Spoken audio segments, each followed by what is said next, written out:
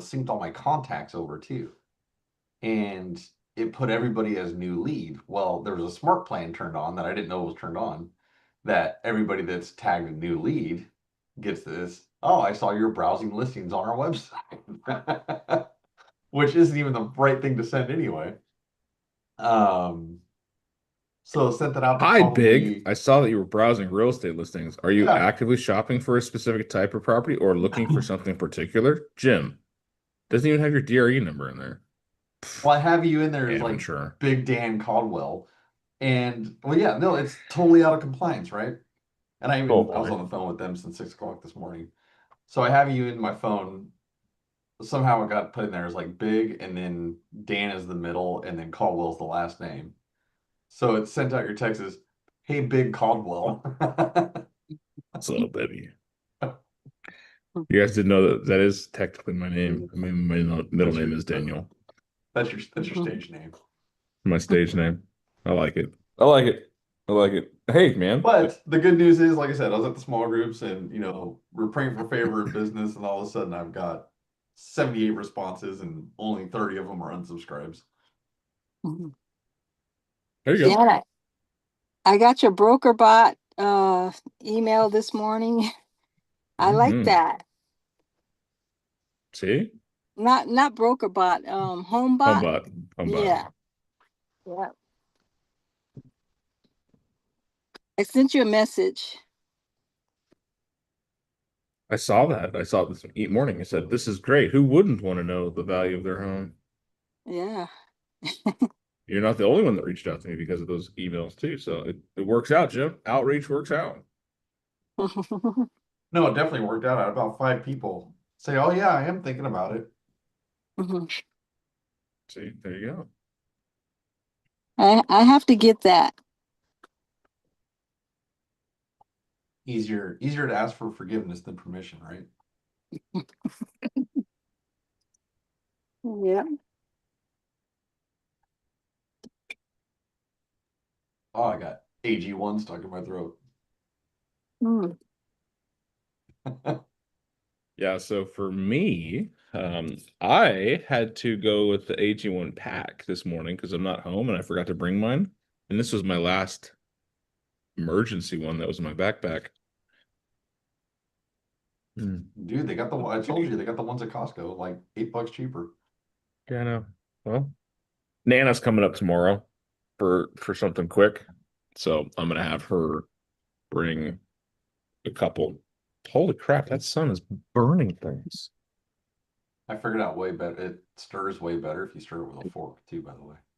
Have you put it in before? Yeah, that's what I did. Yeah. I didn't do Okay. that the first time, and I made a big clumpy mess. Oh, I would put it in after. Oh, anyways. All right, guys. Well, what other celebrations, wins, or something you're just dang proud of?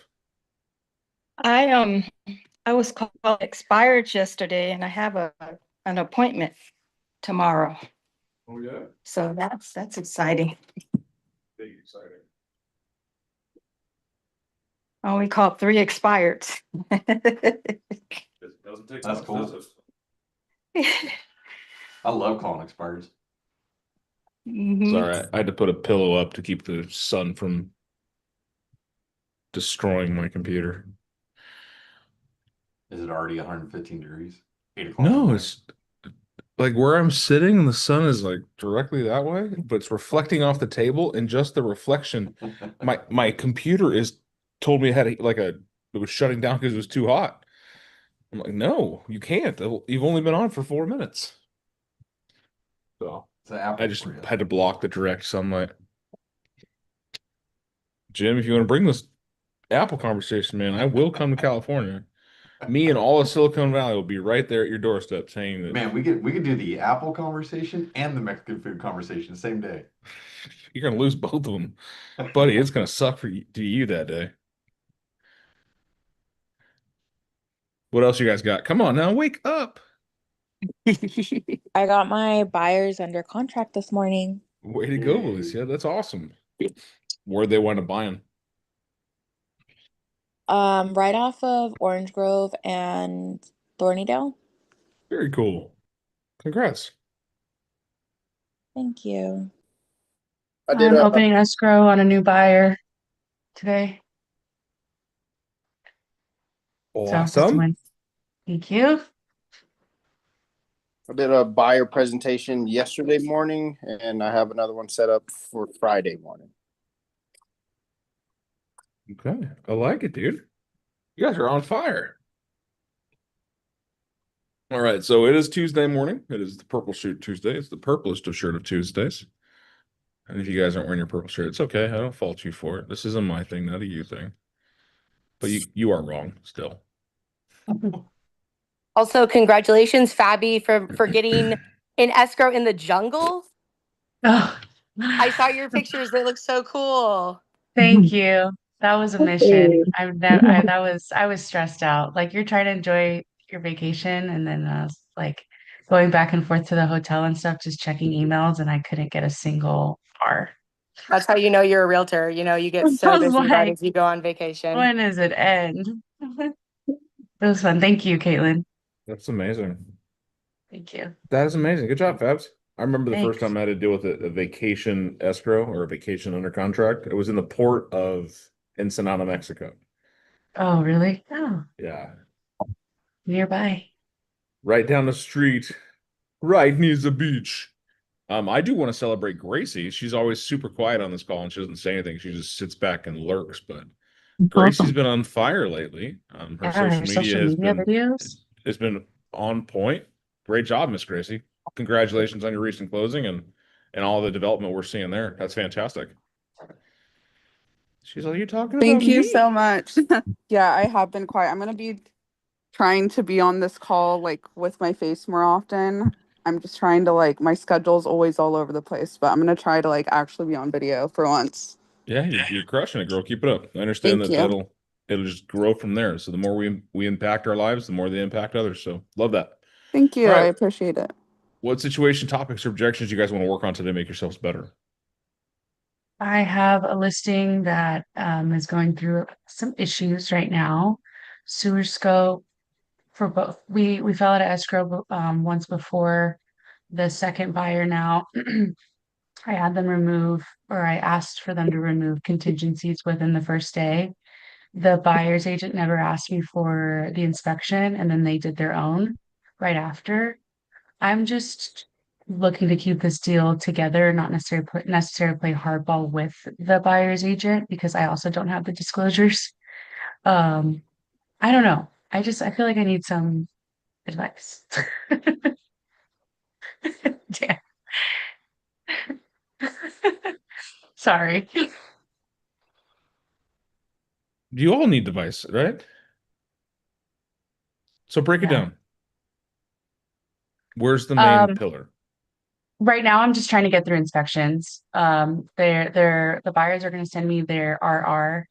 I still have to get disclosures from the seller because this company is like a big flipping company. And so they're just kind of like, I have to remind them, hey, I need this, I need that, I need to send this information to the buyers.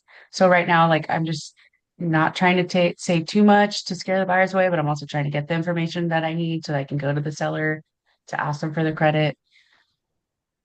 I don't know. I feel like I'm piecemealing this guy's like information and I don't like that. Are you afraid of your client? No, no. Okay. Then just piecemeal it together to the buyer, give them what they need to know, and that's it. And then with the seller, just help them navigate this. Here's what we need. This is what this can affect you.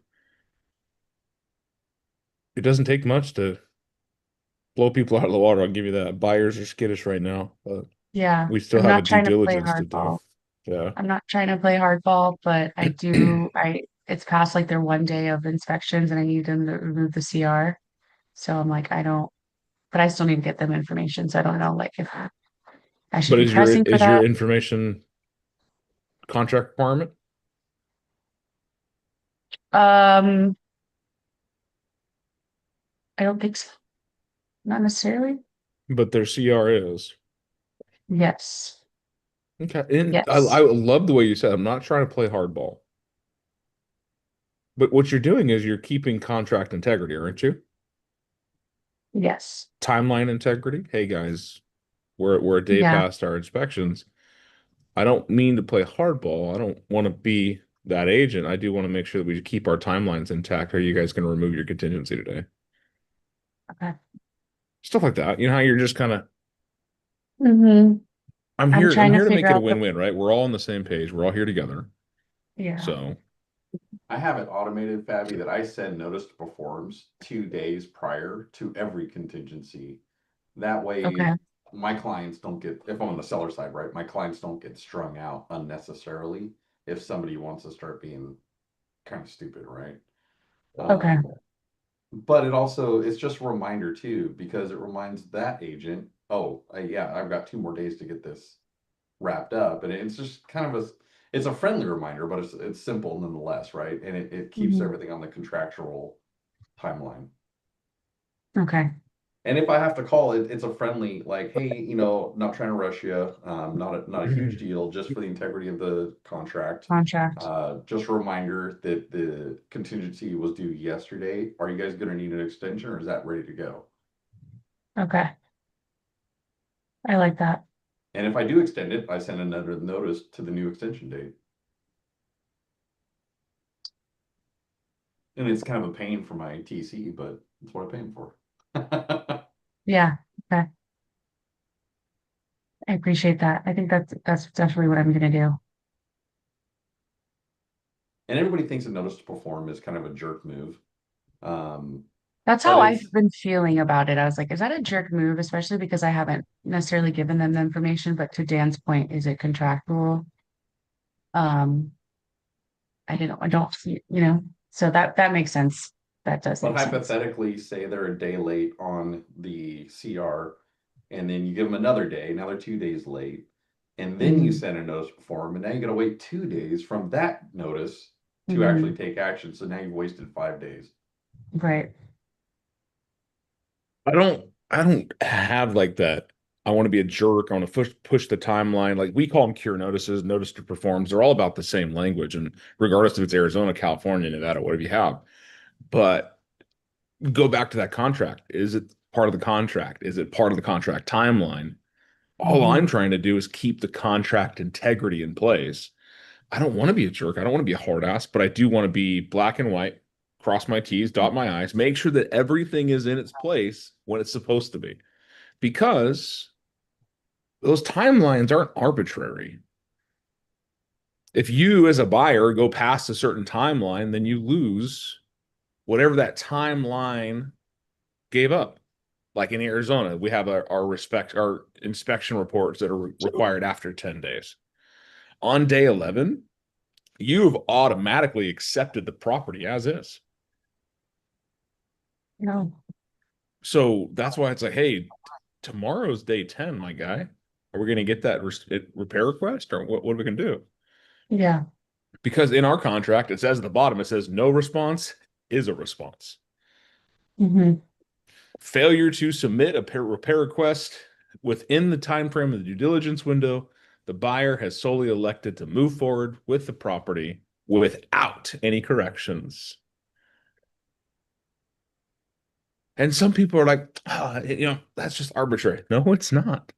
That is the bullet in the gun that will kill your exit. I mean, there's still 7 others after that point, but still, it's important to keep the contract together because that's the guiding document. 100%. Hi, quick question. Yeah, Caitlin, go ahead. Er, Again, please. Sorry, what is CR? Contingency removal.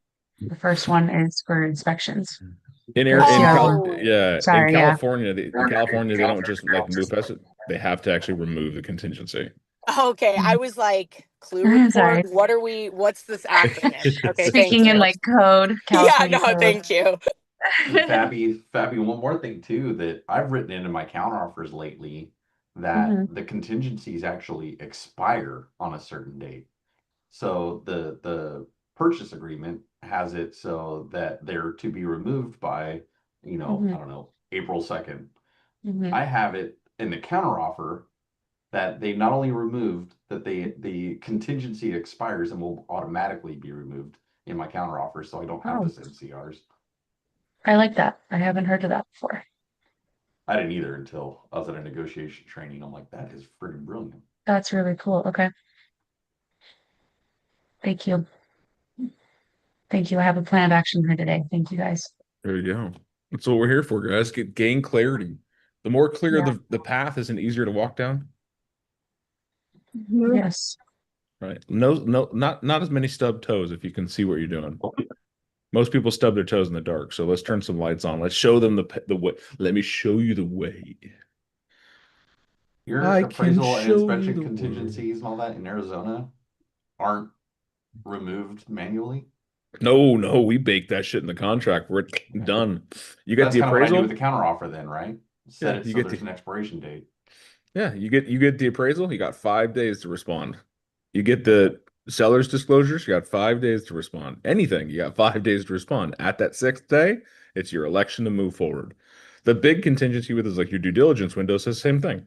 You have 10 days after contract acceptance to do all your inspections, all your due diligence, and to send a repair request, we call it the BINSR, Yeah. your buyer Mhm. inspection notice, to the seller to identify all the items that you disapprove of and attempt to negotiate them to fix it.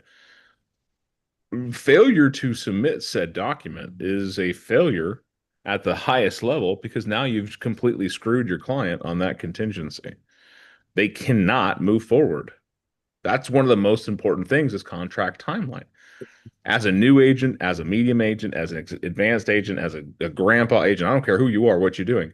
It is important that you know your contract timeline inside and out because that is the path that you are walking down, right? The more I know the path, the easier it is to walk. If I know what's happening next on either side, buyer or seller, can I not communicate effectively to my client and say, hey, this is what's happening next? And this is the actions that we should be prepared for, or these are the actions that we should be reluctant of. I actually talked to a client of mine in California that's selling a house there in Visalia, Visalia. Visalia, yeah. Central. And their agent sent them to us for the buy side in Vail, and we're going back and forth on a timeline for closing because the Vail sellers want to close on the 14th, the California buyers want to close earlier, and my clients are in the middle like, what do we do? And I've been talking with her agent and my agent and the listing agent. No one looped in the clients. It was just all agent to agent to agent conversation. We had a lot of conversations back and forth, but no one took a second to go, hey, California clients, this is what's happening. It was only a 2-day delay in communication. That's it. But in that 2 days, they completely freaked out and said, what's going on? We feel lost. We're out of the loop. We're stressed out over here. And I'm like, I totally understand that. And I'm sorry. I apologize that we made you feel like you were out of the loop. It was not intentional. Your agent and my agents have all been communicating at a high level, trying to get resolved to this. But if you keep people in the loop, it's just like that flashlight, right? The flashlight on the path. They can see where they're going. They know what's coming up. If you guys are out hiking in the mountains and I tell you, hey, after about 30 steps, you're going to see a mountain lion. It's on your right. Take this bag of meat, throw it at the mountain lion, and keep walking. You'll be fine. Right? Not now. You're not as scared. You're probably a little terrified. You're like, fuck, I got to feed a mountain lion. But if I just say, hey, here's a bag of meat, good luck. I don't tell you what's out there. You're like, what am I doing? Mhm. When you see that mountain lion, you're probably going to freak out. Like, oh my God, there's a mountain lion. And you're going to try to run and the mountain lion's going to eat you. You're going to forget you have a bag of meat. That's what these contingencies are. They're there to protect you against the mountain lions, the contract. Get away from your fly. Why do they try to go in your mouth? I don't understand that. That's a telling sign, my friends. I need to brush my teeth better. All right. Other conversations, topics, or objections of support that we can give. I love when you guys get community-based stuff because you get conversations going in other people's brains. I have a situation with my listing. Yeah, tell us more. The seller is getting a little frustrated because it's been on the market almost 3 months now. Okay. We have had a few showings, but no offers. Okay. So she's thinking, should I lower the price Or should I rent it since, especially since Gem Show is coming into town? She thinks she has maybe some time to rent it and then put it back on the market. I don't know how to advise her about that. Okay. What is the price that your comp show it should sell at? I think the last I checked, it was in the 340s. And when did you last check? Maybe about 2 weeks ago. Okay. Where are you listed at? 315. Okay. So clearly your comps are wrong. Because if it's priced below where the market should be, it should sell. If you're getting showings and you're not getting offers, where's your price off? What do you mean? Where's my price off? Yeah. You guys have all seen our target prices, haven't you? Right. Right. Let's go back to that. If you're getting showings, but you're not getting offers, where's your price at? Around 6% off.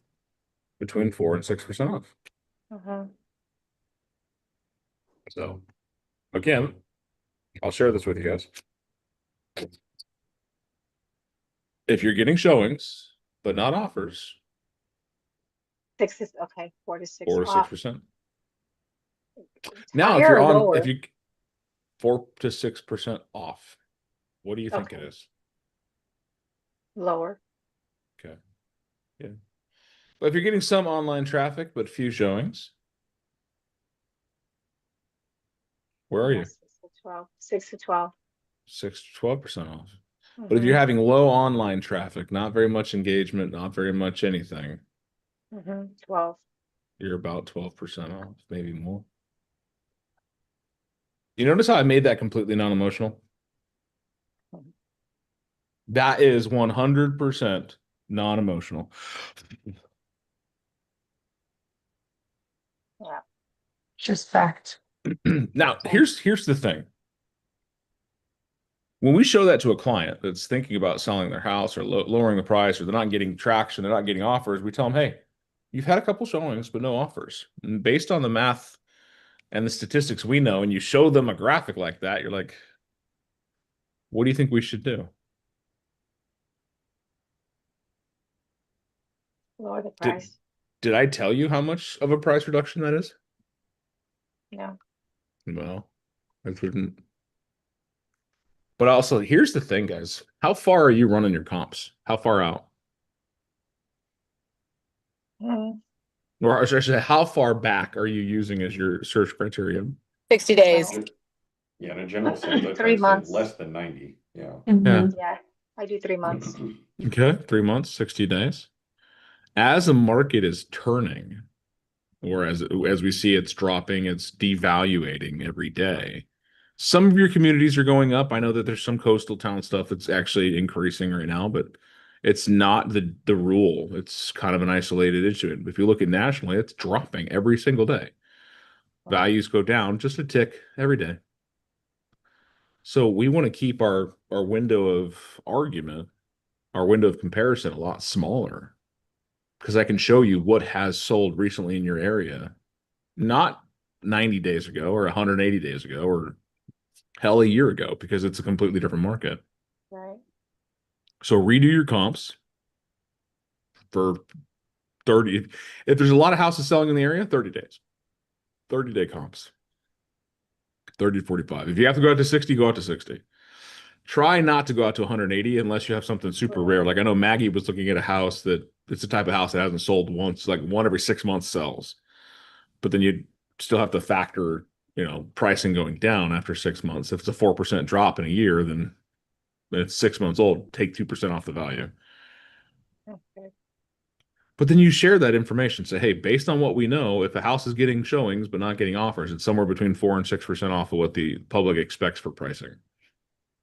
What would you like to do? And like Jim put the math in the chat, it's 302,000. So if you were I would say 299, it's probably going gangbusters. Yeah, I would challenge Jim's 299. I'd make it 300. Yeah. You know why? Bracket pricing. Anyone else know what bracket pricing is? Yeah. Okay, let's explain bracket pricing. I want somebody to tell me when you pull up a search for a website, not on the MLS, but like Zillow, Redfin, Homes.com, other of the 300,000 websites out there that you can search houses on. When you pull up the pricing, what does it do? They put it in $25,000 increments. Yeah, I'm searching from houses from 300 to 325, 325 to 350, 350 to 375, and so on and so forth. So if I list my house at $302,500, how many brackets am I showing up in? One. One. One, you're missing I'm, out on show- two. I'm showing up in the 300,000 to 325,000 bracket, right? Mm-hmm. I'm showing up as the lowest house in that bracket. But if I price it at 300,000, I know, Mr. and Mrs. Seller, it's only $2,500 less than you want to be at, but here's why. Now, how many brackets am I showing up in? 2. Have I doubled my visibility? Yeah. Potentially. Yes. Can't guarantee it, but it's a potentially, right? I can potentially show up to way more shoppers because of the bracketing theory. Is it hard to have that conversation? This is why we're doing that. I have a seller right now that he wanted to list his house at 379, and I told him, dude, you're stupid. Go at 375. He goes, well, if it doesn't sell at 379 in the first 8 days, we'll go to 375. I was like, you're missing out going live on the market at 375. And here's why. And I told him the same thing. He goes, nope, I went 379. That's what I want to go on. All right. I'm telling you, you are losing opportunities by doing so. I want you to know that you are making a foolish decision. He goes, Dan, I trust you and all, but 375 is where or 379 is where my heart's at. I'm like, I get that, Chris. But like I told you, man, I will always make sure that you are well-informed so you can make a well-informed decision, including if that's a well-informed bad decision. And right now you are making a well-informed bad decision. And my favorite words that I absolutely hate when we'll see.